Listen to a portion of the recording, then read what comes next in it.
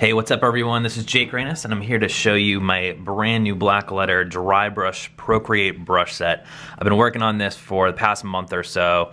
Really excited to show it to you. I'm just gonna kind of flip through some work and then at the end of the video I'll show some time lapses. But these brushes are really powerful and I took a lot of time trying to get them to feel as real as possible.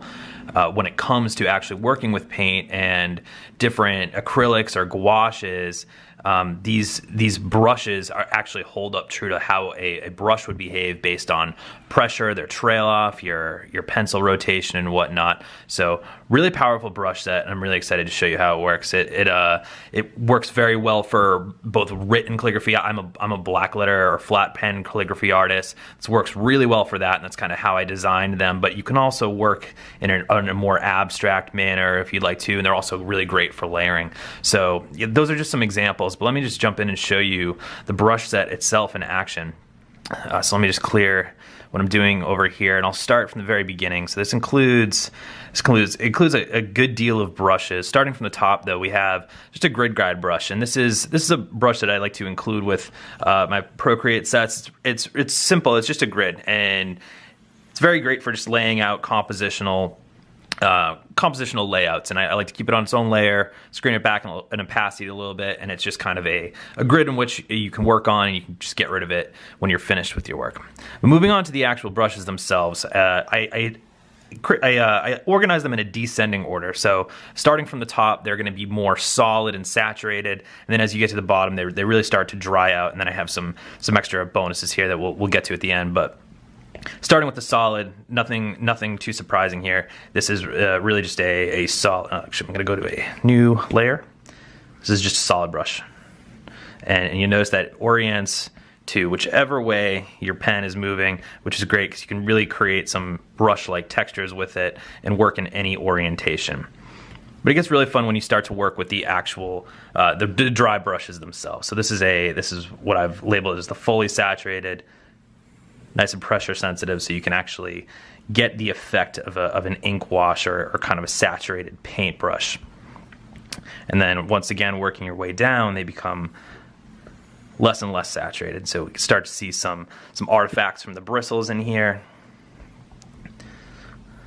And then lightly saturated.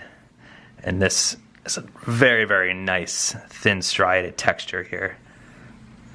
Also some kind of grunge in the background. Here's another slightly saturated one. So just really, really smooth. They're very fun to work with, and of course, like any brushes, you can adjust their size to work smaller, as well as their opacity if you want to screen them back. So those are the semi-saturated ones. Getting into some of these dry ones here, these are when it really kind of works like a dry paintbrush. So if you've ever worked with gouache or acrylic and you haven't watered it down, you get these really, really nice striations, and this allows you to work with gesture. And if you were to, for example, like create a letter, I'll do like a black letter C, you can really see how the paint bends with the brush bends, and with it the paint along with how you're holding the brush. And you can see if you work fast, you actually do have the behavior of a brush. You can rotate the pencil and orient it in a way that's going to manipulate the stroke itself. And also show you some different colors. For example, like a blue, you see that there's darker strokes along with the blue.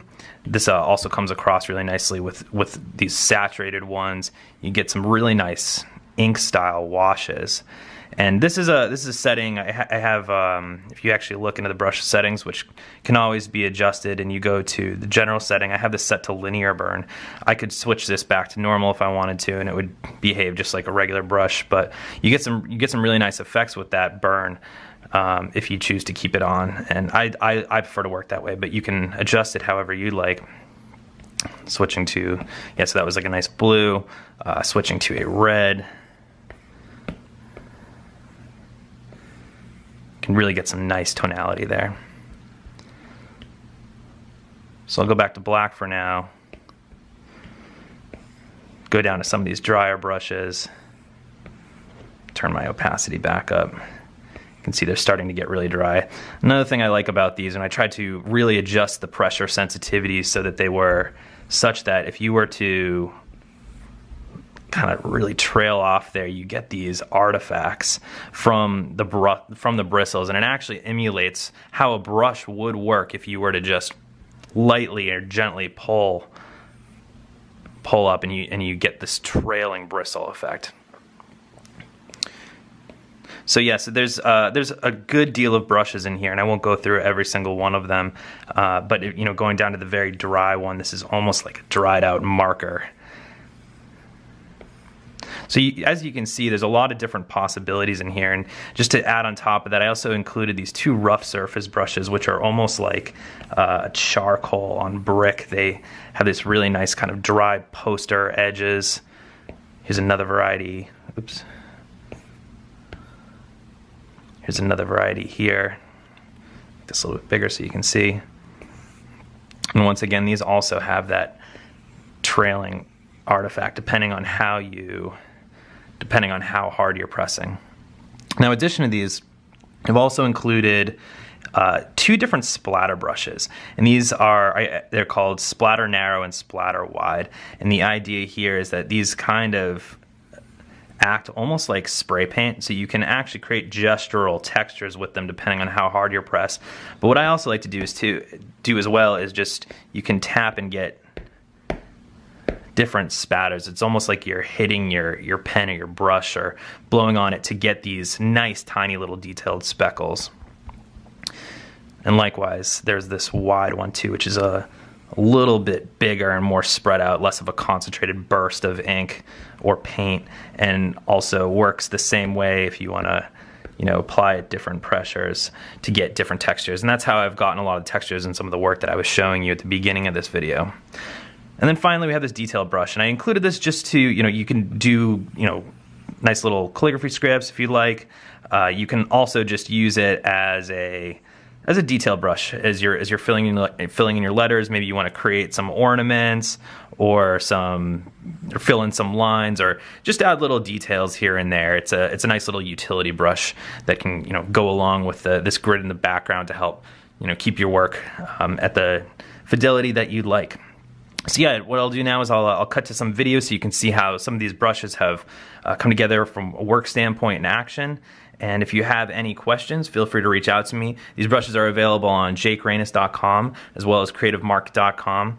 And I'm happy to answer any questions, and I'd love to see your work, so feel free to share it with me. All right, take care.